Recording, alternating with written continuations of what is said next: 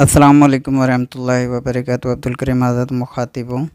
आज आप दोस्तों की खिदमत में एक ऐसा नुस्खा लेकर हाज़िर हुए हैं जिसके इस्तेमाल से न सिर्फ़ मर्दाना ताकत बहाल होती है, और ऐसे लोग जिनको टाइमिंग का मसला हो या उनकी दिल की कमज़ोरी हो, दिल की कमज़ोरी की वजह से इन्हें टाइमिंग के इश्यूज़ या फिर मर्दाना ताकत के हवाले से मसाइल का सामना हो, बिलखुसूस वो लोग जो जिनकी टाइमिंग सेकंड के हिसाब से, यानी कि 1 सेकंड 2 सेकंड हद ज़्यादा 30 सेकंड के अंदर अंदर उन्हें इंजाल हो जाता है, तो ऐसे लोगों के लिए इंतहाई मुफीद साबित होगा। या ऐसे लोग जो बिल्कुल ही ज़ीरो हो चुके हों मर्दाना ताकत के हिसाब से, तो इनके लिए खुसूसन ये मुफीद साबित होगा और बनाने में भी बिल्कुल आसान। जो थोड़ा बहुत तिब से वाबस्ता है, जिसे थोड़ा बहुत तिब का शऊर है या तिब को समझता है, तो वो आसानी के साथ इसको बना सकता है। इसमें कोई वो मुश्किल नहीं है, बिल्कुल आसान और बेज़रर नुस्खा है। आप बनाकर भी इससे फ़ायदा हासिल कर सकते हैं। करना कुछ इस तरह है कि आपने मरवारिद लेने, यानी कि सच्चे मोती लेने हैं 20 ग्राम, तो 10 ग्राम आपने शंगरफ लेना है।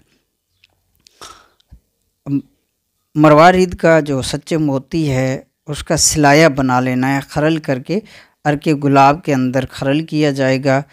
यहाँ पर वैसे तो कई टेक्निक हैं और थोड़ा थोड़ा इसको खरल किया जाता है। आधा घंटा, 1 घंटा, 1.5 घंटा, 2 घंटे तक भी इसको खरल किया जा सकता है, फिर इसे छोड़ दिया जाएगा।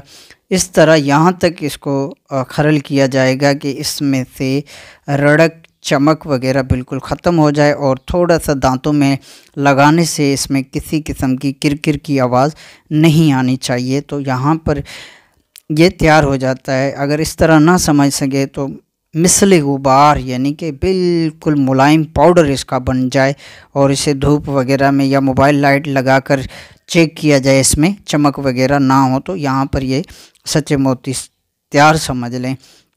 इसी तरह आप शंगरफ बाज़ारी लेकर 10 ग्राम शंगरफ लेना है। वो इसी के साथ मरवारिद के साथ ही, यानी सच्चे मोती के साथ ही भी अगर खरल करना चाहें तो कर सकते हैं। हमने अलग अलग इसलिए रखा है कि हम ज़रूरत के हिसाब से, जहाँ शंगरफ की ज़रूरत होती है तो दीगर अद्वियात के हवाले से तो वहाँ पर इस्तेमाल कर लेते हैं, इसलिए हम अलग अलग रखते हैं। तो 10 ग्राम शंगरफ होगी, 20 ग्राम सच्चे मोती होंगे।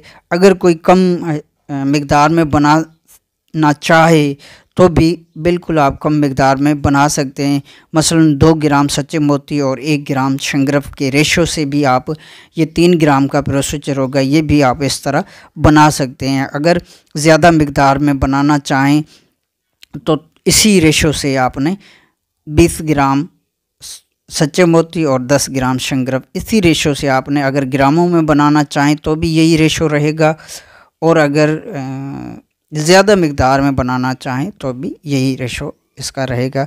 अर्के गुलाब से इसको खरल किया जाएगा, बिल्कुल पाउडर बनाने तक इसको खरल किया जाएगा। तो यहाँ पर ये आपकी दवाई तैयार हो जाएगी और इसे अच्छी तरह खुश्क करके महफूज रख लें किसी बोतल वगैरह में, तो ये दवाई तैयार है। सुबह शाम मक्खन या बालाई के साथ या दूध के भी साथ आप ले सकते हैं। बेदस्त ग़िज़ा भी ले सकते हैं, ग़िज़ा से पहले भी ले सकते हैं। वैसे अमूमन बेदस्त ग़िज़ा लिया जाए तो बेहतर होता है।